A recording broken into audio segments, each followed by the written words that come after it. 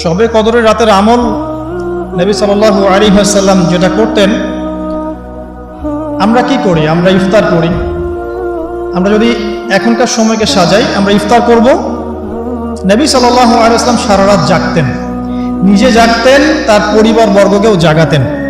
আয়েশা রাদিয়াল্লাহু আনহা বলতেন যে তিনি শেষ দশক আসলে এত বেশি ইবাদত করতেন, নিজের কোমর বেঁধে নিতেন, স্ত্রীদের সঙ্গ ত্যাগ করতেন, একদম টোটালি তিনি ডিভোটেড হতেন, আল্লাহর প্রতি একনিষ্ঠ হয়ে যেতেন শেষ দশকে, এবং ইতেকাফ করতেন, মসজিদে ইতেকাফ করতেন।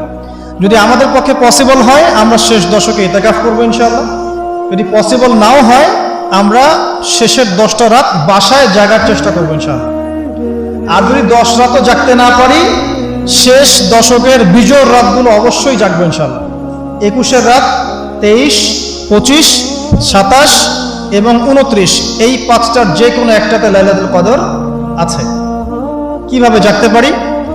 আমরা ইফতার করব, ইফতার করে হয়তো একটু রেস্ট নিয়ে নেব, রেস্ট নিয়ে আমরা এশা সালাতে দাঁড়াবো, এশা সালাত নামাজ জামাতে পড়ার পরে আমরা তারাবি পড়ব। তারাবি পড়লে আমার কিন্তু রাতের হকটা আদায় হয়ে গেছে আলহামদুলিল্লাহ। এরপরে বাসায় গিয়ে একটু খাওয়া দাওয়া করবেন, করে একটু জিরাবেন, রেস্ট নেবেন।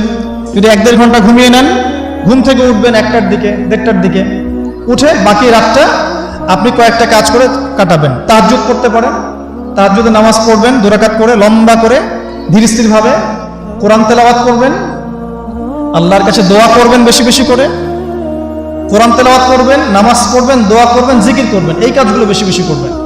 দোয়ায় কাটিয়ে দিবেন, আল্লাহ পাকের কাছে হাত তুলে দোয়া করবেন, লম্বা দোয়া করবেন।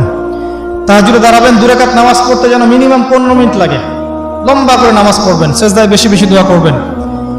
এই রাতে কি নাজিল হয়েছে? একটু আগে কি বললাম? কোরআন। তাহলে শবে কদরের রাতে সবচেয়ে গুরুত্ব দেওয়া দরকার কিসে? কোরআনে। নামাজে দাঁড়িয়ে লম্বা কিরাতে আপনি তেলাওয়াত করবেন। যদি লম্বা কিরাত না জানেন, ছোট সূরা বারবার পড়বেন। 1 রাকাত নামাজে সূরা ইখলাস আপনি চাইলে 10 বার 20 বারও পড়তে পারেন, কোনো সমস্যা নেই। আপনি লম্বা সূরা জানেন না, তাতে কি হয়েছে? যারা লম্বা জানেন লম্বা পড়বেন, সেজদাকে লম্বা করবেন, রুকুকে লম্বা করবেন, এইভাবে শেষ রাতে নামাজ পড়বেন। আর যদি মনে হয় আপনার কাছে যে আজকের রাত লাইলাতুল কদর, যারা মুমিন তারা বুঝতে পারবে, যারা মুমিন তারা বুঝতে পারবে, এই রাতে ইবাদত করতে তৃপ্তি পাবেন, প্রশান্তি পাবেন। আল্লাহর সাথে দোয়ায় কথা বলতে গিয়ে দেখবেন চোখ দিয়ে ঝরঝর করে পানি পড়ছে, এবং এই রাতে হালকা বৃষ্টি হতে পারে। কি হতে পারে? হালকা বৃষ্টি হতে পারে। এবং এই রাতে একটা স্নিগ্ধ বাতাস প্রবাহিত হবে, যেটা আসলে শহরে বোঝাটা ডিফিকাল্ট, গ্রামে গেলে বোঝা যায়। যদি মনে হয় যে এটা লাইলাতুল কদর, তাহলে একটা দোয়া করবেন, আল্লাহুম্মা ইন্নাকা আফুন তুহিব্বুল আফওয়া ফাআফু আননি। এই দোয়াটা বেশি বেশি করতে থাকবেন। এভাবেই লাইলাতুল কদর কাটাবেন ইনশাআল্লাহ।